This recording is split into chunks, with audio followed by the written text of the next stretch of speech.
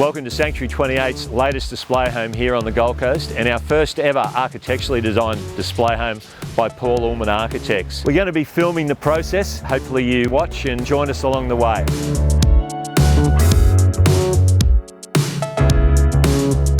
I know you've done a drive-by of the site, so this is our display site. T. Peters Drive runs down there, curves around into Rio Vista, busy corner, roundabout there, funny shaped block canal in the back corner. So what I was thinking is that I'd really like to have the house look in on itself in a central courtyard, and I like the idea about a self-contained wing over on that side, utilising the funny shape of the block. Yeah, well, we went and had a look at the site, and I guess, you know, there's some interesting constraints. One with the road noise, but two, it's obviously got a very limited view down to the water. So I think a central courtyard is really giving something positive to the site.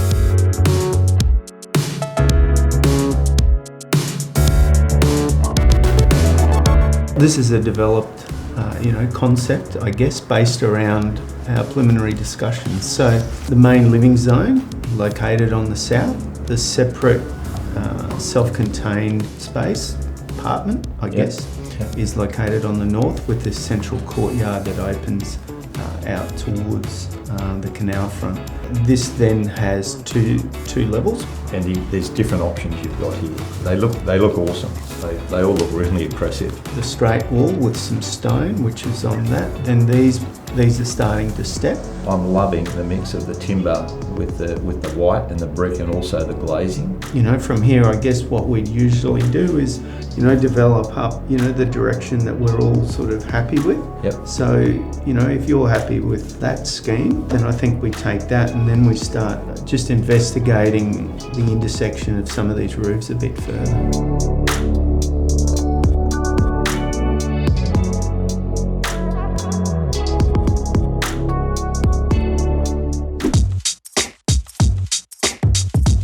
So this is the brick that we've selected. It's a new slimline profile, and it's one of like the whitest bricks out at the moment, which I think really sort of lifts the external and highlights all of that timber detail as well. So the timber is obviously really important. Using, I think, the black butt or the spotted gum, either of the two species will definitely work best. They've got that beautiful blonde colour. So in the studio we're working with the burnished concrete on the floor, bench tops, so we're going with a natural stone. Just think the natural stones out at the moment are absolutely beautiful. What we're going to do is we're going to use a combo of the two.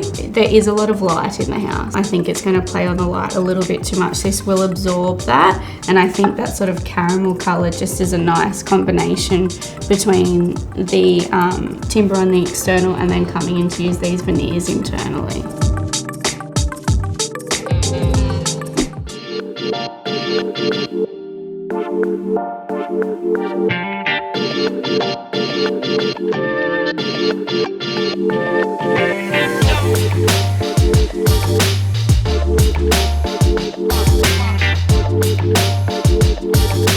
Exciting day today. We've got the slab going down. It's been a bit of a process getting to this point with flood heights and other council requirements, but yeah, it's a good day today pouring the slab. We think it's going to be pretty spectacular. It really takes advantage of the site. Because of the fact we are on a busy road, what we've done, we've created a facade around the front that blocks you off.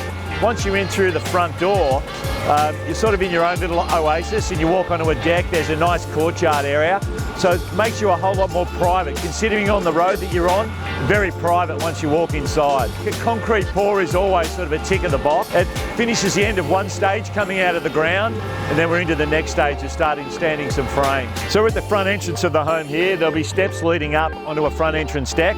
You walk through the front door and you step into a central courtyard area. Off to your left is a self-contained section of the house, so there's a kitchenette, studio, bedroom, bathroom over in this area here. And then the main house is over behind me on the right-hand side. My role on site on a job like this would be to program all the trades and get all the gear delivered to site. Basically just keeping ahead of the trades that doing the job. So after the slab goes down, we've got the frames turning up in a couple of days' time. The slab behind us is a burnished slab, so that needs to be constantly wet down just to slow the curing down. This is the burnished slab that I was talking about. It's basically when the concrete when they're troweling up, they just keep troweling it till it's really burnt.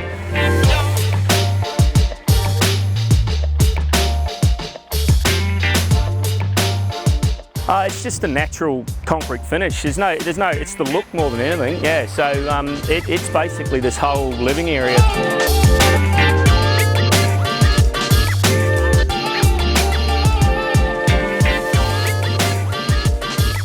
When you see it all come together, you have an idea in your own head of how you think it's going to look, and you spell that out to an architect, and they come back, and when you see stuff you hadn't even thought about and it blows you away. I love dealing with people like that.